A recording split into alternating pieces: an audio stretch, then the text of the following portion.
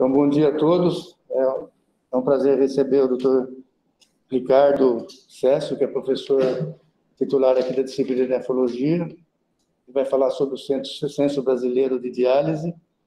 Hoje, o Lúcio lembrou que é o Dia Internacional da Mulher, e nós estamos recebendo os R5, que fazem residência de 5º ano em transplantes aqui no Hospital do Rim, a Carolina, que é do Rio de Janeiro, a Daniela, que é da Bolívia, a Bruna, que é do Mato Grosso do Sul, a Paula, que é da Santa Casa, faz R5 de transplante em pediatria, a Júlia, que é de Salvador, da Bahia, a Luísa e a Marcela, que são do servidor público.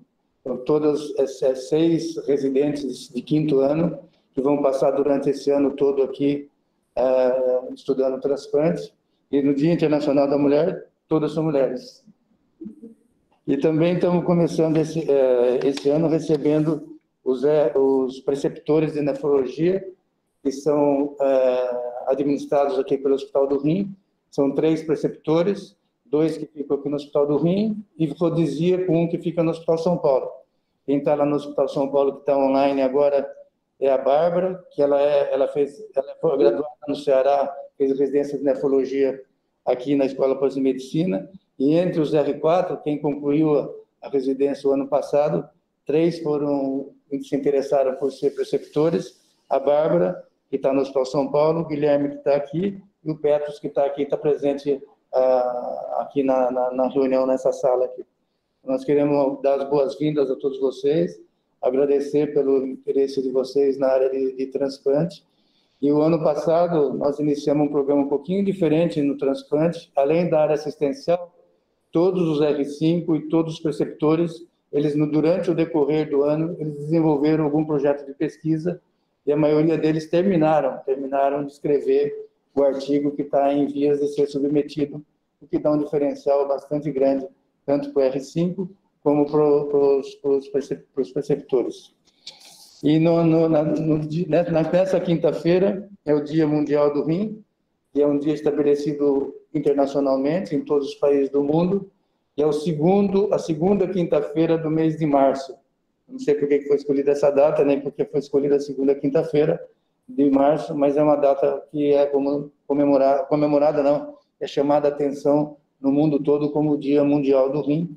A Academia Nacional de Medicina vai fazer um evento específico sobre a questão da doença renal na sociedade brasileira. Então, eu queria agradecer ao Ricardo, nós somos colegas muito contemporâneos, ele me deu trote, ele era do 2º ano, eu estava entrando no 1º, depois nós fizemos concurso na nefrologia junto, e estamos mais de 30 anos junto aqui na disciplina de nefrologia.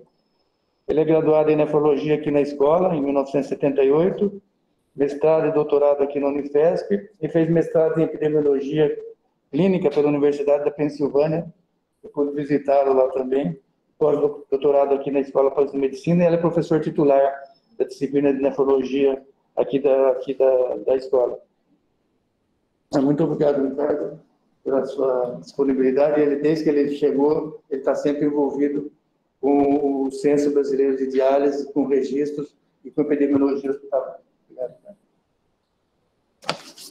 Obrigado, Medina, pelo convite. É um prazer estar nessa reunião, que, sem sombra de dúvidas, é uma das principais reuniões clínicas do complexo hospitalar aqui da Unifesp. Então, é um prazer ter sido convidado.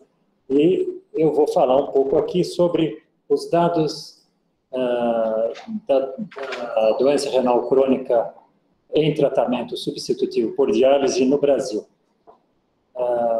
Eu vou apresentar, muito da minha apresentação vai ser referente aos dados do censo que a SBN realiza. Praticamente todos os dados que eu vou apresentar são vinculados à SBN, com quem nós temos trabalhado já há mais de 20 anos. E esses dados foram disponibilizados ontem, então são bastante recentes. São dados bastante recentes e foram disponibilizados ontem. meu interesse, na verdade, nessa área, já faz mais de 20 anos. Aqui é o primeiro artigo que nós publicamos no JPM, no ano de 2000, com dados nacionais. Então, nós chamamos de inquérito epidemiológico nas unidades de diálise do Brasil. Isso foi já mais de 20 anos atrás. A SBN, ela coleta dados através do que nós chamamos um censo anual com uma solicitação anual. Existe no Brasil, cadastrados na SBN, 149 unidades. Todos esses dados eu vou me referir foram pertinentes a 1º de julho do ano passado.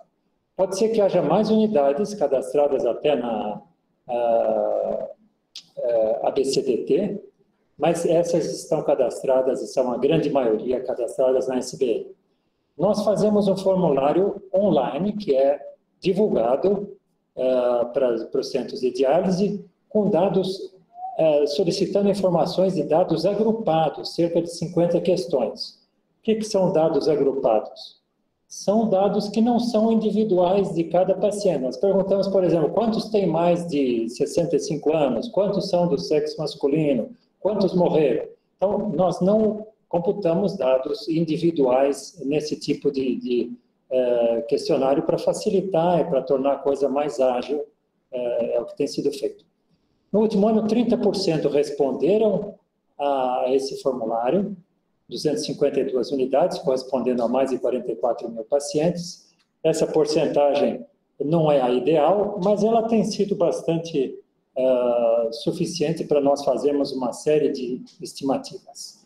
Aqui, o número de unidades de diálise no Brasil tem aumentado ano a ano, desde 2010, atingindo 849 nesse ano de 2021. Houve um aumento pequeno, já houve anos onde aumentou mais, mas sempre conforme aumenta a população, paralelamente deve aumentar o número de pacientes e deve-se aumentar também o número de unidades de diálise. Nós podemos até fazer uma estimativa de unidades por milhão da população.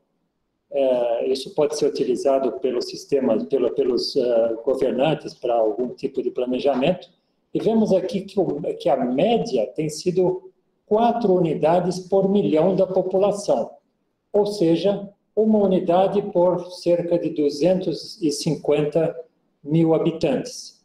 Nas regiões Sul, Centro-Oeste, um pouco mais, ou seja, uma unidade para cada 200 mil habitantes. Nós podemos questionar se essa proporção é suficiente ou não.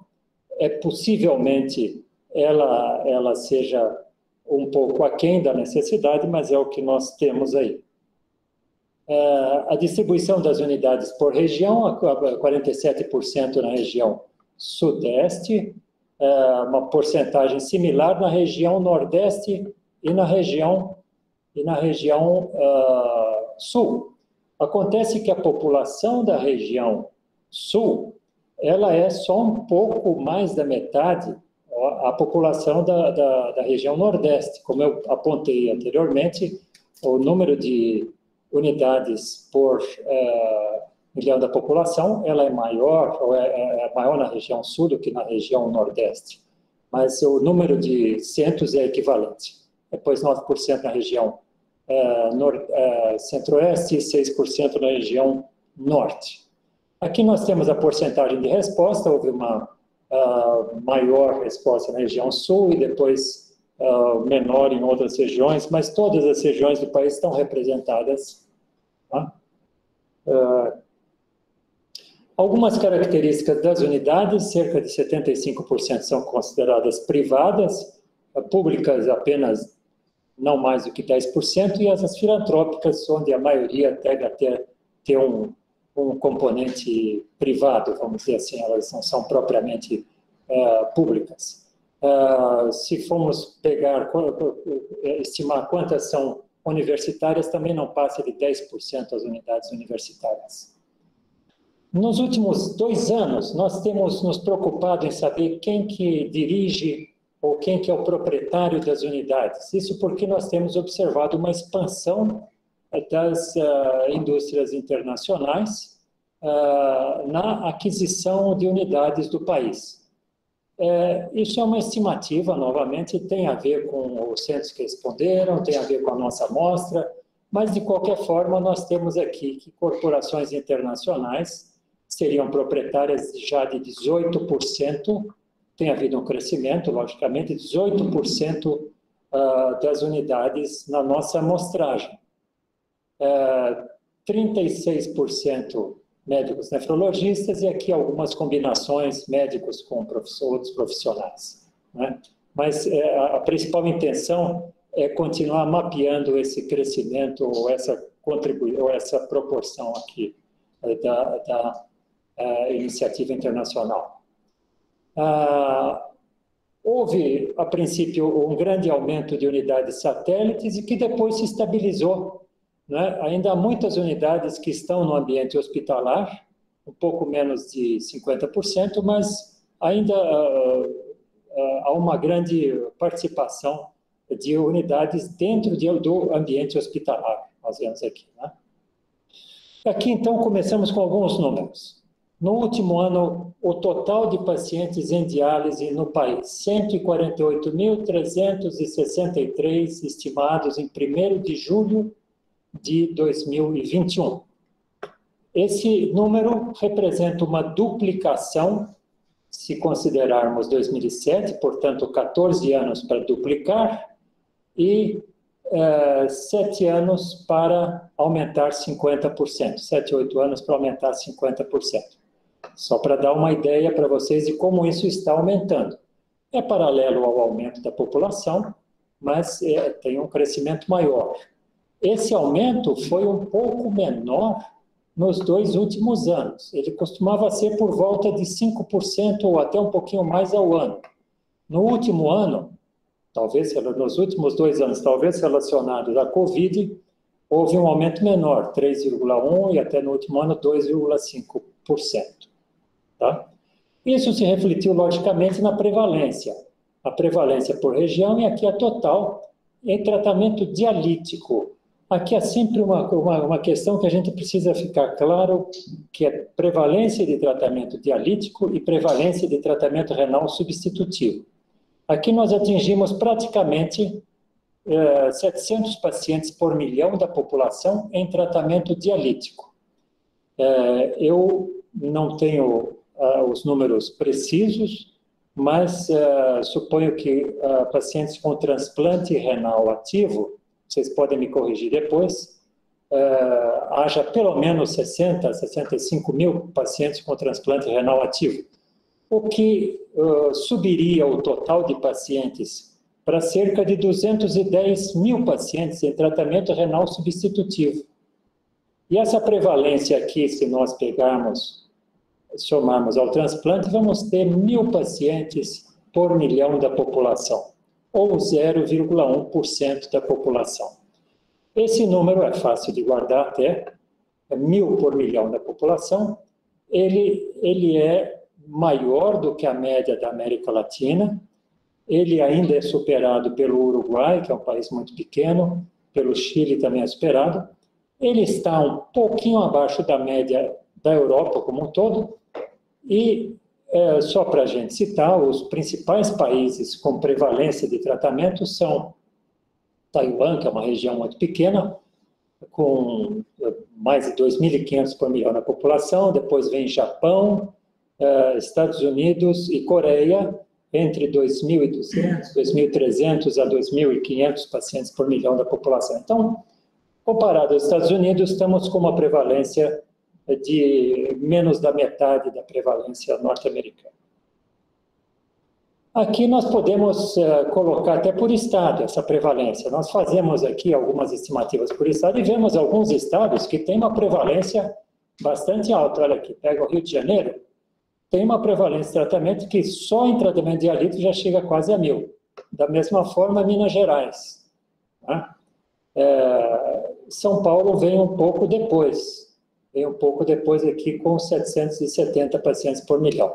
E os estados de norte, nordeste, por exemplo, Tocantins, ou estados menores, Pará, do norte, né, tem uma prevalência menor de tratamento. Porcentagem de pacientes conforme a fonte pagadora. Isso eu mencionei há pouco. A contribuição, o reembolso pelo SUS é de 80% a 82% dos pacientes. Então, as estatísticas do SUS, quando se comparam à nossa, ela tem essa peculiaridade. Os nossos dados se referem a toda a população, e cerca de 20% delas é subsidiada pela saúde suplementar. Agora, vocês diriam, nós temos 25% a 30%, na melhor das hipóteses, mas pelo menos 25% dos indivíduos da população brasileira tem algum tipo de seguro-saúde. Então, nós vemos que ainda há um número razoável, né? Porque esse número aqui deveria ser pelo menos 25%, no mínimo. Então, há um número razoável de indivíduos que pagam saúde suplementar e tem o SUS subsidiando o tratamento dialítico. Isso pode ser objeto de questões, se vocês quiserem depois. Quais são as modalidades terapêuticas no país? Não é muito diferente dos Estados Unidos e de outros países, exceto o México, talvez, ou alguns outros. Mas isso é só no último ano.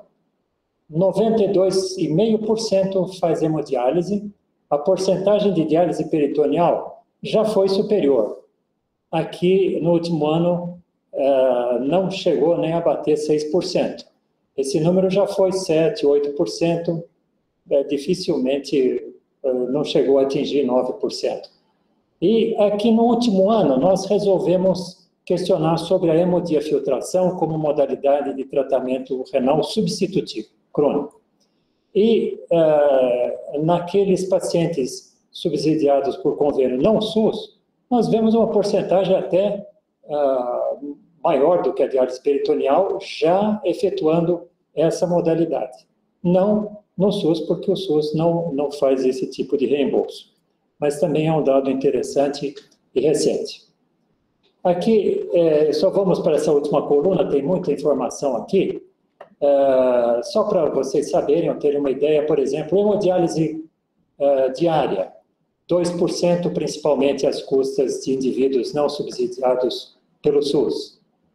Hemodiafiltração, como eu falei aqui, até diária, ou em alguns pacientes, mas também, novamente, em pacientes não subsidiados pelo SUS. Tá? Só para destacar esses dois aspectos. E a DPA, muito mais do que a CAPD, que tem menos de 1% atualmente a CAPD. Por que os centros não fazem mais diálise peritoneal? Nós perguntamos se eles estavam oferecendo, tinham capacidade para fazer diálise peritoneal. Pelo menos 50% disseram que têm capacidade ou poderiam fazer diálise peritoneal. E nós sabemos que esse tipo de diálise não é muito feita por outros aspectos de incentivo econômico ou de reembolso, não é bem a questão de capacitação para fazer. Até o preparo pré-diálise pode ser um dos aspectos, e o diagnóstico tardio pode estar envolvido nisso também, mas a questão econômica, sem dúvida, é primordial. A faixa etária. A faixa etária média dos indivíduos em diálise no Brasil é 55 anos. Né? Faixa etária média de início de tratamento é 5 anos a menos, por volta de 50, 49, 50 anos. Menos de 1,5% são adolescentes e crianças, e 35% são idosos, que corresponde à população em diálise também, que se observa nos Estados Unidos e em outros países. Só lembrando que, no Brasil, 10% da população tem mais de 65 anos, e em diálise são 35% dessa população. Isso é similar a outros países. Por sexo, aqui é um dos slides que defende a questão de que os nossos dados não são tão ruins e a nossa amostra não é tão ruim. Nós repetimos isso todo ano, eu acho que eu vou parar de fazer essa questão, porque o sexo masculino, 58%, 59%, isso não sai disso. E sexo feminino, 41%. A questão de mais homens recebendo diálise e transplante também eu não tenho ficado envolvido com transplante. Mas ela é muito atraente, porque nós sabemos que a prevalência da doença renal crônica, ela é maior em mulheres, a prevalência de doença renal crônica não dialítica, ela é maior em mulheres. Só que a doença renal, ela tem uma maior aceleração de progressão nos homens, mas só isso não explica. Várias análises estatísticas ajustando pelo ritmo de progressão não conseguem explicar essa maior realização de tratamento renal substitutivo. E, além disso, as mulheres, não pelos nossos dados, começam diálise, mas dados internacionais, com a taxa de filtração mais baixa do que os homens. Essa questão é muito interessante e ela continua em pauta na literatura internacional. Aqui o diagnóstico de base, nós conversamos um pouco antes da aula, diabetes e hipertensão, mas fundamentalmente nós não temos segurança nesse diagnóstico. As estatísticas internacionais, Estados Unidos e Europa, dão diabetes como principal causa, chegando a pelo menos 35, entre 35, próximo a 40%, mas nós nunca chegamos nesse patamar e está sempre um pouquinho abaixo da hipertensão, com as dificuldades de precisão diagnóstica. Rim policístico também sempre fica no 4%, e glomerulonefrite 8, 9%. Nos Estados Unidos é o dobro disso aqui, glomerulonefrite, é 18%. Aqui, estimativas em lista de espera. Novamente, isso foi informado pelos donos do serviço, pode não ser preciso, mas para 150 mil pacientes em diálise, cerca de 30 mil estariam em fila de espera, 21%. Eu não tenho segurança nessa informação, mas é o dado que nos foi fornecido. Prevalência de doenças virais, HIV tem permanecido por volta de 1%, hepatite menos de 1%, e a C tem diminuído com a disponibilização de tratamento menor e o não reuso dos capilares e linhas, tem diminuído progressivamente a hepatite C no nosso meio. Prevalência. Aqui, o uso de catéteres. O uso de catéteres nos doentes prevalentes. Ele chega a 25%, se somarmos ele curta com longa permanência. No ano passado até passou um pouquinho de 25%, mas é 25%. Que é um número que também não é pequeno. Esse número ele se inverte se nós colocamos, quando nós perguntamos o acesso inicial para diálise, não nesse questionário, mas em outro. O acesso inicial aí é 75% como catéter, mas de permanência no doente prevalente é 25%. Ainda é um número razoável aqui, que não é pequeno, de catéteres de curta permanência. Aqui, a questão da individualização do tratamento. Esse é um tipo de questão para exemplificar como o tratamento, ele no nosso meio, ele ainda não é propriamente individualizado. E essa questão exemplifica isso. Nós perguntamos se o centro utilizavam a mesma concentração de bicarbonato no banho para todos os pacientes. E 83% dos centros responderam que sim, que todos os pacientes utilizam a mesma concentração de bicarbonato no banho. Ou seja, isso indica que o cuidado em muitas unidades não consegue ser individualizado para o tratamento da questão da acidose metabólica, entre outros. Mas é simplesmente um aspecto para exemplificar essa dificuldade do tratamento individualizado. Aqui, medicações selecionadas, não temos feito essas questões nos últimos 2 anos, mas eritropoetina 73%, 75%, ferro, sevelamer, quelantes, aqui 42%, e medicações para hiperparatiroidismo, com calcitriol, endovenoso, paracalcitol e sinacalcete, que vem aumentando. Eu não tenho as estatísticas dos últimos 2 anos, é bem possível que esteja mais do que essa porcentagem aqui. Né? Incidência.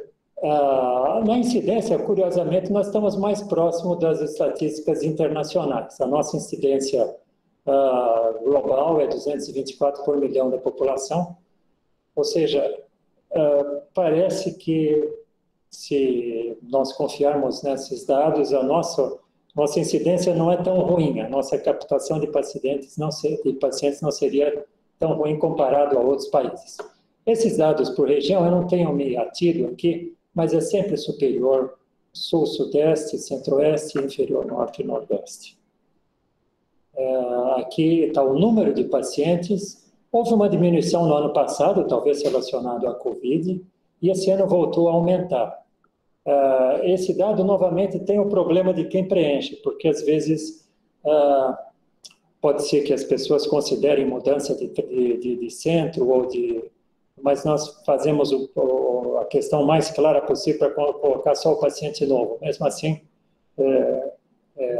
pode haver alguma imprecisão aqui, o número de pacientes novos. Também as taxas de pacientes novos maior em São Paulo, Minas Gerais e Mato Grosso do Sul. Tá? Estimativas por estado. Os outros, alguns que não deu para fazer, porque não tem uma contribuição de mais de 30%. Aqui, incidência de diabetes. Parece que o diabetes tem uma incidência maior, mas quando nós vemos na prevalência, isso não se reflete. Dos 222 pacientes por milhão da população, 35% são diabéticos, mas isso não está se refletindo ainda na prevalência, talvez por questões de precisão no diagnóstico. Em relação ao número de óbitos por doença não crônica, nós sabemos o número de óbitos em tratamento renal substitutivo, ele é maior do que vários tipos de neoplasia. Aumentou muito nos 2 últimos anos, principalmente 2020, possivelmente, quase certamente pelo Covid, e no ano passado ainda teve um número, diminuiu um pouco em relação a 2020, mas ainda teve um número grande. Nós tentamos fazer um percentual aqui, dos 24% dos pacientes em óbito, 4,2% seriam por Covid, que não chega a 20% do total de óbitos, e no ano passado foi até um pouco mais de 20% do total de óbitos dos pacientes em diálise foi pelo Covid. Nós fizemos algumas questões sobre Covid, e isso dificultou um pouco o preenchimento, acho que foi um dos motivos de ter diminuído essa adesão às respostas, mas eu vou mostrar aqui alguns dados referentes à Covid. Foram feitas algumas perguntas relativas ao primeiro semestre, um pouquinho mais, incluiu julho, e vamos ver o que os pacientes responderam, o que as unidades responderam. No ano passado, então, até julho, foi reportado que 89% dos pacientes tinham recebido pelo menos uma dose, talvez tenha aumentado, e vamos lidar aqui nas próximas slides com esses 5.300 pacientes que informaram ter tido Covid confirmado, e os óbitos foi 1.300 nessa população. A incidência de Covid, ela depende do período que nós estamos avaliando, mas ela deu 1.236 por 10.000, que dá 12,4% da população em diálise.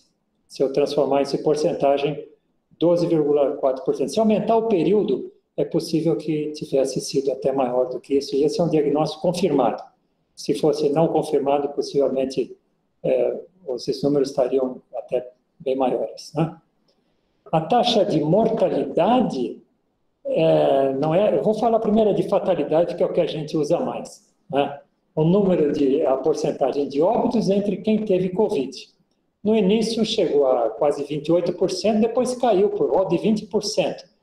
Aqui, a taxa que obtivemos nesse ano foi até alta, nós esperávamos um pouco menos do que isso, talvez até tenha sido menos do que isso, mas 25% ainda a taxa de fatalidade. Aqui, a taxa de mortalidade é o número de óbitos por Covid no número total de pacientes em diálise, não nos pacientes que tiveram Covid.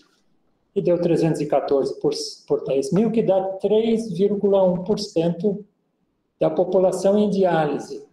É um número bem significativo, ou seja, 3,1% de óbito da população em diálise, contando quem teve e quem não teve Covid.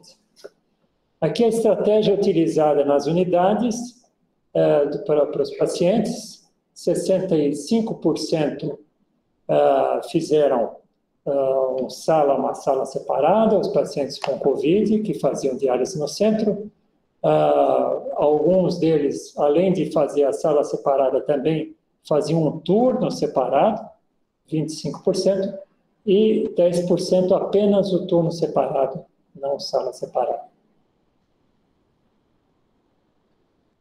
Aqui o grau de confirmação e o tipo de diálise. Uma porcentagem ainda menor, que é o que se esperava, estava em diálise peritoneal, só 3% dos pacientes com Covid estavam em diálise peritoneal, lembrando que 6% de todos os pacientes estavam em diálise peritoneal, e testes usados para o diagnóstico, 76% PCR, o teste com antígeno não PCR, mas o teste rápido, 13%, e 11% sorologia, foi o que foi informado.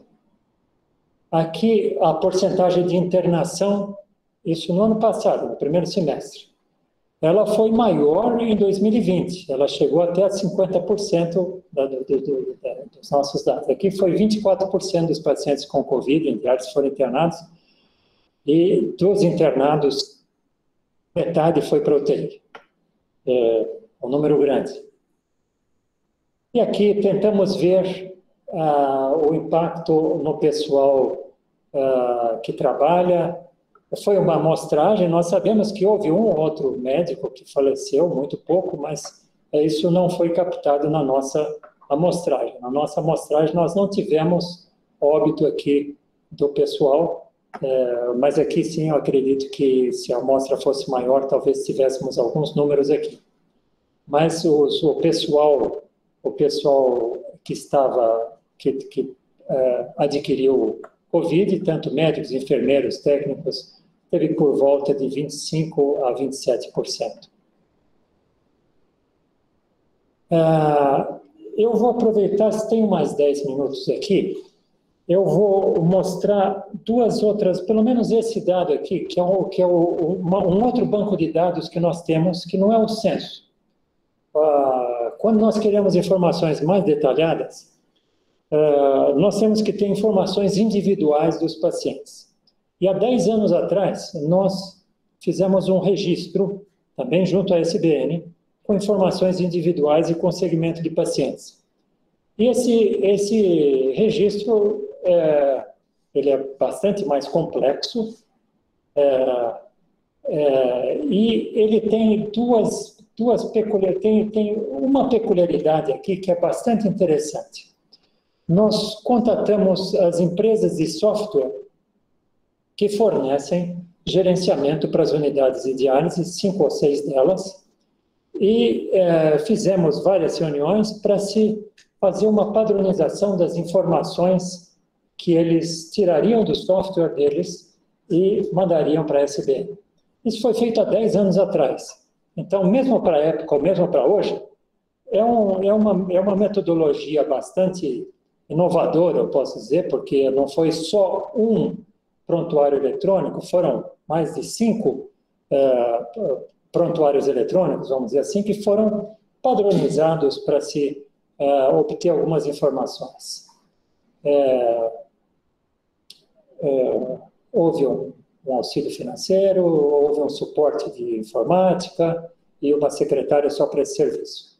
Aqui nós temos, então, centros de diálise com vários tipos de software. São 5 tipos de software que eu coloquei padronização, mas eles fizeram uma rotina de procedimentos para se extrair os dados sem muita complexidade, e é o próprio centro que envia mensalmente a informação via internet para a SBN. Isso há 10 anos. Tem centros que continuam colaborando até hoje. nós conseguimos que 114 centros fizessem uma adesão a esse registro. Aliás, tanto o censo quanto esse registro, eles são aprovados em comitês de ética, tem todas essas garantias de confidencialidade e para dar uma garantia de quem está passando a informação. Essas foram as empresas envolvidas e aqui um número bastante grande de pacientes. Algumas delas, agora nós estamos com metade que continuam enviando informação. E nós temos algumas informações que não temos no censo, são informações individuais. Eu só vou mostrar 3 ou 4 slides aqui, só para vocês terem uma ideia. Por exemplo, prévia terapia renal substitutiva. Quantos estavam com cuidado com o nefrologista? Na melhor das hipóteses, 55%. Eu até acho que foi meio superestimado, porque no registro há uma maior participação de unidades do Sul. Inclusive, eu não coloquei aí, que é para não colocar muitos slides, mas na melhor das hipóteses, 55% tinham cuidado prévio e tratamento ambulatorial. A primeira sessão de diálise foi emergencial,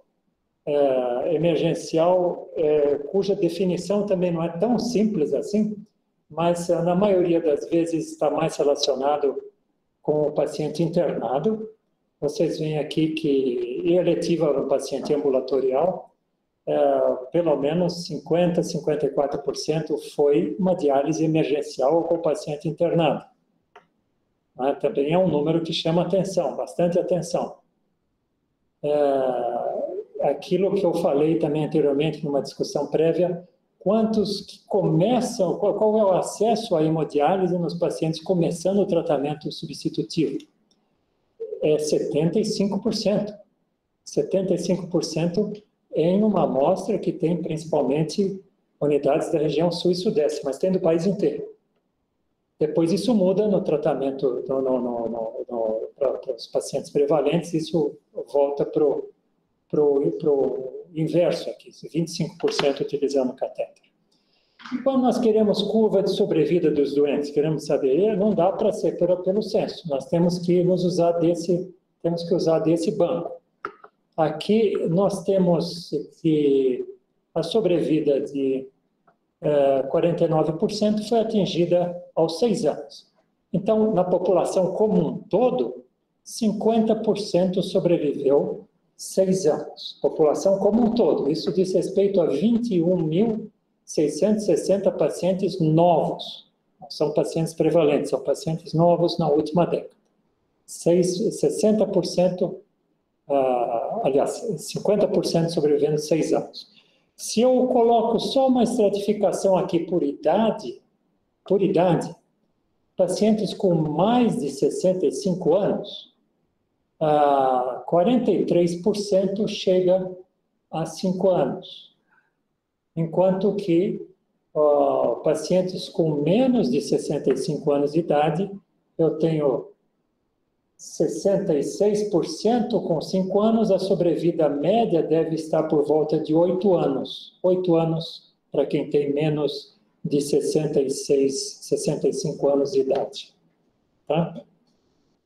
Depois de uma queda mais acentuada no primeiro ano, vocês veem que nos outros anos essa queda é mais branda, né?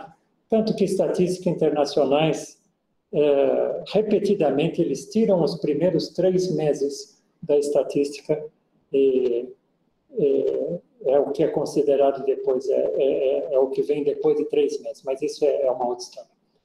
Eu vou rapidamente aqui, para encerrar, colocar 3 ou 4 diapositivas, só para dizer que nós participamos enviando dados para o registro norte-americano, que eles fazem comparações internacionais, dados de 2018, é claro, vocês não conseguem ler, mas eu sei, eu já decorei antes que o Brasil está aqui, não consigo enxergar nessa distância, mas eu sei que o Brasil está aqui. Nesse ano tinha 860 pacientes por milhão da população, e aqui em cima nós temos Taiwan, Japão, Estados Unidos, Singapura, Coreia e Portugal. Portugal também, inclusive, tem vindo convidado para os congressos brasileiros, tem uma taxa de prevalência bastante alta.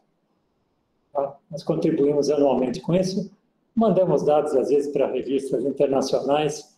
Esse editor gostou do colorido da nossa prevalência e colocou como capa dessa edição.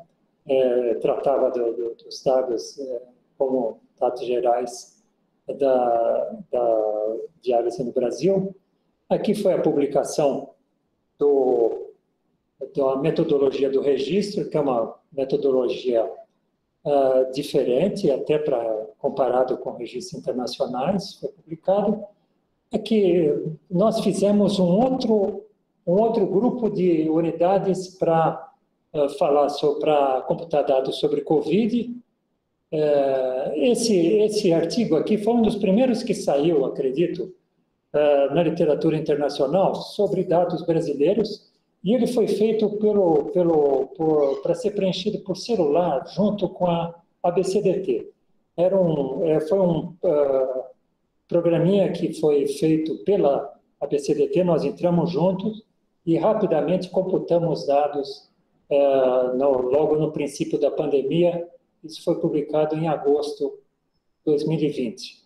E já tínhamos um número grande de casos e a mortalidade aqui de 1% e a fatalidade de 28%. Com os centros que nós temos, esse registro está ativo, é o registro também nos mesmos modos, mas com dados individuais, aqui de 52, agora nós temos 55 centros só para Covid, e fizemos alguns levantamentos de sobrevida e de dados desses pacientes. Fizemos, inclusive, um trabalho junto com a BTO, que foi recentemente publicado, comparando a sobrevida dos pacientes em transplante e em diálise. Eu não vou entrar em detalhes, só para dizer que nós fizemos. Esse é o último dado publicado no JBN, que saiu, está saindo online, mas é relativo a 2020, e o que eu mostrei para vocês hoje é o relativo a 2021. Aqui são colegas da SBN, eu tenho dividido boa parte da coordenação, tenho dividido essa coordenação do registro com o Josemir, e tem outros colegas que estão participando, o Elber, o Fabiano, o Fernando, o técnico de informática, a diretoria sempre dando apoio. Sem a participação dos centros não teria dados, né? E as empresas que têm participado do Registro Nacional. Obrigado.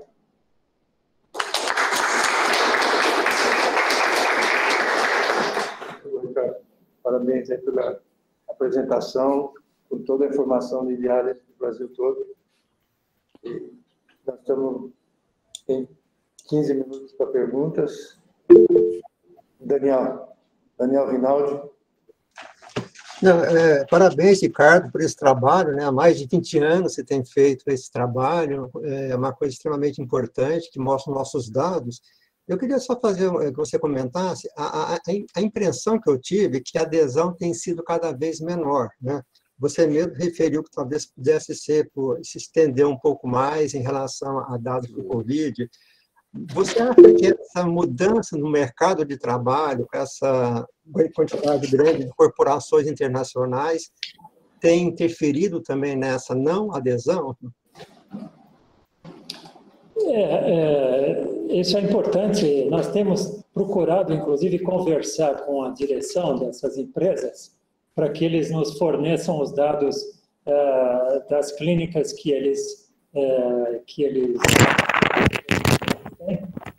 E esse é um fator a mais, porque o responsável pela clínica vai ter que pedir autorização para o dono da clínica. Mas, mais do que isso, eu acho que sim, você tem razão, isso está sendo um fator que eu diria que dificulta, não vou dizer complicador, mas que dificulta um pouco mais. Mas eu queria colocar aqui esse conflito entre o número de informações e o que se obtém de resposta. E, além disso, por ser um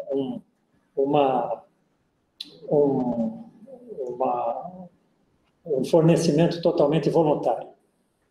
Nós fizemos diversas estratégias esse ano, você nem queira saber, ou tudo que nós fizemos para conseguir esses 30%.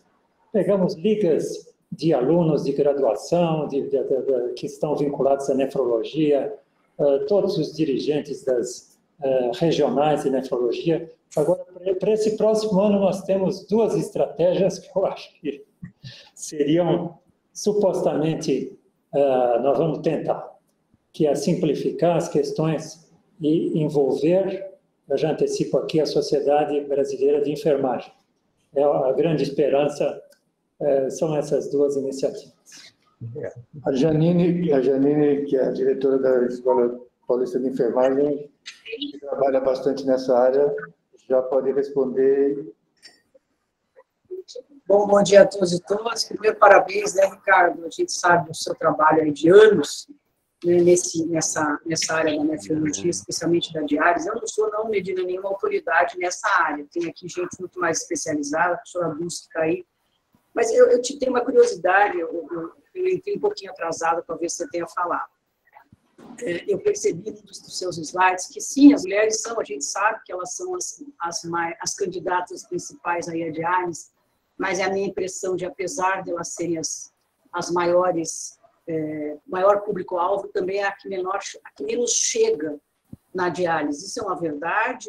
Aproveitando essa pergunta, já que hoje é o dia 8 de março, o Dia das Mulheres, né, o Dia Internacional da Mulher, só para ter uma ideia, e Medina, você tem razão, eu acho que a enfermagem, né, é um profissional importante nas clínicas de diálise, né? A Dulce aí conduz uma especialização há muitos anos aqui na escola, certamente tem mais dados do que eu, mas é fundamental o profissional de enfermagem numa clínica de diálise, né? São a maioria, a maior força de trabalho, e esse é um aspecto interessante que a nossa ABEM, a Sociedade Brasileira de Enfermagem, a própria Sociedade de Nefrologia pode, com a enfermagem, ter uma forma de chegar para vocês obterem esses dados. Acho que é fundamental. Eu queria te cumprimentar por essa perseverança que nós sabemos, né? Cesso é um professor sempre é silencioso, discreto, mas é um pesquisador importante da nefrologia brasileira, da nossa Escola Paulista de Medicina, da nossa universidade. Parabéns mais uma vez, viu, Celso? E bom te ver, mesmo que seja à distância. A Dulce quer completar, Dulce?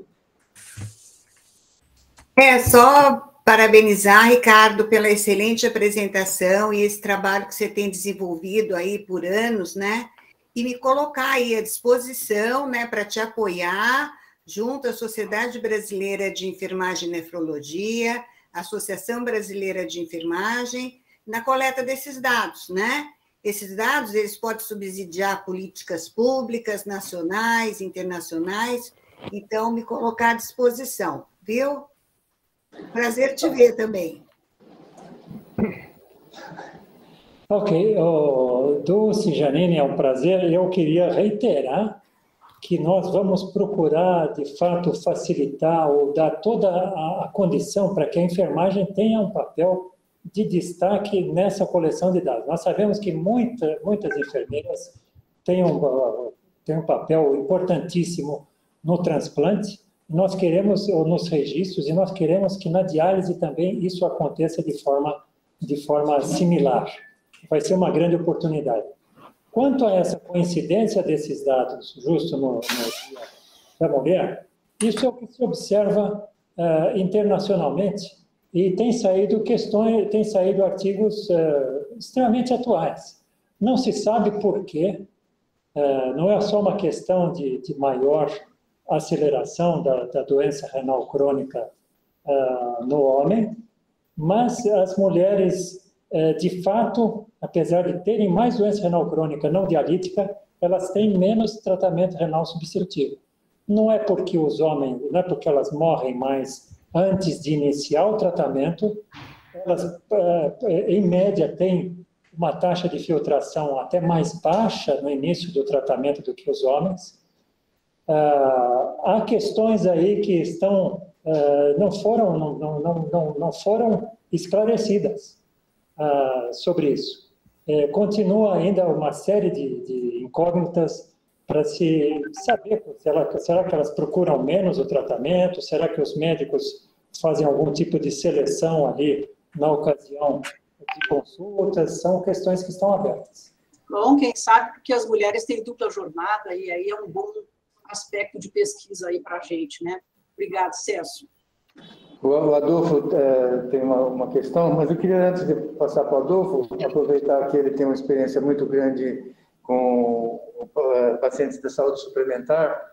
Eu vi que tem uma disparidade entre o número de pessoas que têm saúde suplementar, de 25% da população, e o número de pessoas em diálise que têm saúde suplementar, que é a média que eu vi ali é de 18%. Eu, interpretando assim de maneira muito rápida, hoje a possibilidade de você ter um plano individual, ela é muito baixa.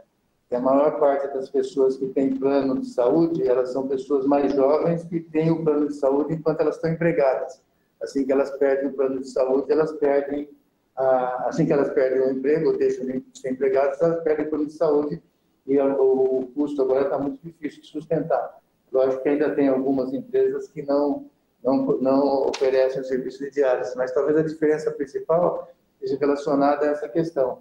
Tem os mais jovens que estão empregados, têm plano de saúde, e aqueles que são maiores candidatos à diálise, que é quem tem mais de 60 anos, diabetes, hipertensão, eles já não têm mais plano de saúde individual, que custa muito caro, e tem poucas empresas que oferecem esse plano em condição de cada pessoa poder acomodar isso no seu orçamento.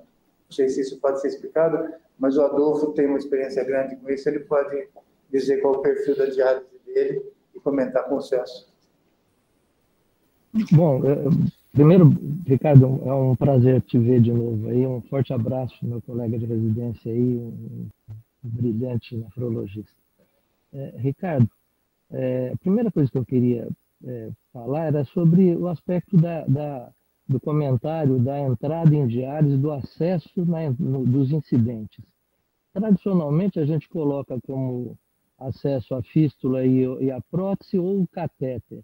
Mas a gente sabe que à medida em que a população de incidentes envelhece, aumenta o número de diabéticos, até de mulheres mais idosas, fica difícil que o acesso permanente venha a ser definitivamente a fístula ou a prótese.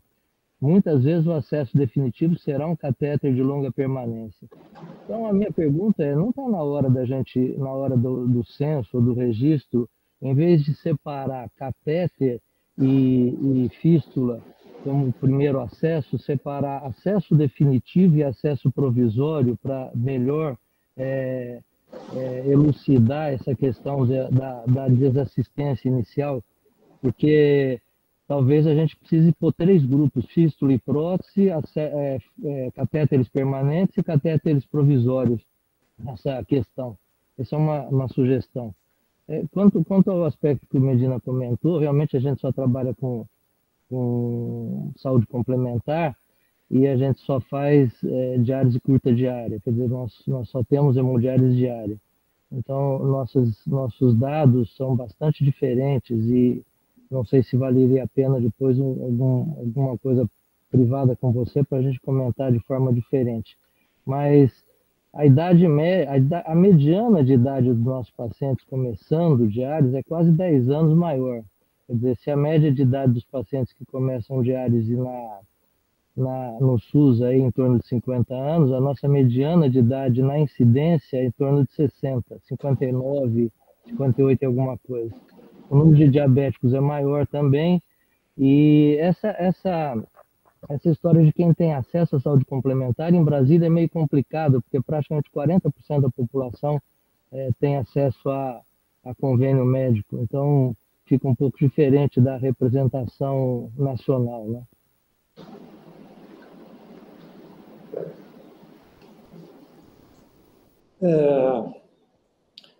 Em relação ao tipo de acesso, você tem razão. De fato, principalmente no início do tratamento, você vê que há uma preponderância de acesso por catéter. O problema é a gente conseguir ter essas informações na coleção dos dados, que é um processo pontual, enquanto que o que você coloca é uma questão um pouco mais dinâmica. E, aqui é a terceira vez que eu vou dizer que eu vivo sempre esse conflito. Quanto mais a gente detalha ou usa uma sofisticação de uma pergunta, menos a gente tem de resposta, menos a gente confia nesse preenchimento. Mas, sem dúvida, o que você colocou é pertinente e a população de idosos, tudo isso explica a maior porcentagem de catéteres. Né? O Walter Garcia, tem algum comentário, Walter? Não, gostaria de parabenizar o Cécio e só um comentário, ainda voltando à discussão do um registro muito completo com dados, mas sem ter a prevalência e a incidência. Não daria para fazer os dois, Cécio? Ter um como está este e fazer um mais simples, que a gente tivesse realmente a prevalência e a incidência do Brasil? Eu particularmente, eu sou mais favorável ao que você tá dizendo. Ter menos dados de forma mais confiável e, eventualmente, colocar algumas questões opcionais a mais. Mas fundamentalmente o que nós precisamos são alguns dados de incidência, prevalência, mortalidade e tipo de tratamento. Isto. E algumas outras questões que são importantes, são interessantes, são até porque para a gente ter uma discussão, nós precisamos ter mais informação do que isso. Mas as questões básicas são as que você coloca. Antes de passar, vou pedir para o professor Sérgio Drive fazer o encerramento, mas antes de passar para ele, eu queria anunciar a próxima reunião da professora Giana, que vai falar sobre o tratamento das nefrites, do corticoide aos agentes biológicos, tendo uma revolução assim em relação ao tratamento de nefrites, tem muitos estudos em andamento. Mais uma vez, destacar que hoje é o Dia Internacional da Mulher, e dia 10 agora, que é a segunda quinta-feira de março, é o Dia Mundial do Rim. Então, tem uma série de manifestações feitas pela Sociedade Brasileira de Nefrologia, por todas as sociedades regionais de nefrologia também. E, mais uma vez, mencionar que nós estamos recebendo hoje, essa semana, os novos residentes de nefrologia, tanto os residentes de nefrologia geral, que são os R4, como 6 R5 que são residentes na área de transplante, que passam exclusivamente aqui dentro do Hospital do Rim, onde nós temos 3 preceptores que estão iniciando agora, e terminaram a sua residência, a sua R4, e resolveram ser preceptores e adquirir uma experiência semelhante àquilo que nos Estados Unidos eles chamam chefe de residente. É uma experiência importante que acrescenta bastante na carreira profissional, na carreira acadêmica posterior. Eu queria passar para o professor Sérgio Draghi para ele fazer o encerramento e para o Ricardo também para agradecer, o Ricardo também completar a fala dele. Sérgio. Então, parabéns, Ricardo. Estava muito boa a apresentação. Eu não sei se estão me ouvindo bem, eu vou tentar aumentar aqui um pouquinho. Não, está alto já. No primórdio das coleções de dados que a SBN fez, nós nos defrontamos lá nos anos 80 com a questão de qual é o número de perguntas que você deve fazer a um centro com que ele seja capaz de responder. Eu fiz, já baseado em experiência que tinha tido na Europa, o menor número possível para diálise. Mas o grupo de transplante fez o dobro de questões. E o resultado não deu outro. Quer dizer, quanto maior o número de questões, menor o número de respostas. E nós conseguimos publicar o número da diálise e não publicamos o número as questões do transplante. Mas isso já está entrando em contradição com o futuro do mundo e o mundo científico. Hoje nós precisamos padronizar, desde o tratamento, o médico, quando ele está na sala de diálise, até nos inquéritos, padronizar protocolos para que você possa ter uma ferramenta que é enorme de Big Data. Nós não podemos fugir mais disso. Nós precisamos ter Na verdade, né, é um robô que coleta dados epidemiológicos para nós. Só que precisa padronizar e fazer os protocolos como o Ricardo colocou. Eu sou, apesar de achar que tem que ser o menor número para alguns casos, eu sou a favor da padronização de protocolos para que você possa ter enormes quantidades de dados. Eu até citei aqui outro dia, numa reunião, os oftalmologistas já estão lá na frente em relação a gente. Eles tiram foto de fundo de olho e mandam o robô calcular. Então, eles têm mais de 1 milhão, 2 milhões, 3 milhões, hoje já está lá pelo 10º milhão de fotos analisadas por robô. Nós vamos ter que chegar a um momento desse. Eu acho que a padronização em tratamento dialístico, ela contempla isso. E eu acho bastante necessário os dados, vamos dizer, os dados duros de prevalência, incidência, mortalidade e internação, mas a gente não pode fugir de uma nova era que está vindo aí e se integrando. Então, eu gostaria de parabenizá-lo mais uma vez e achar que vocês estão fazendo um trabalho muito bonito. Bom, Sérgio, eu queria agradecer e colocar também que essa questão do tratamento renal substitutivo, ela não foi bem resolvida internacionalmente no que diz respeito à coleção de dados, apesar de haver diversas iniciativas. Só os Estados Unidos é que consegue ter dados imensos e colocam muito dinheiro para ter esses dados. Sem colocar dinheiro aí, você não tem informação.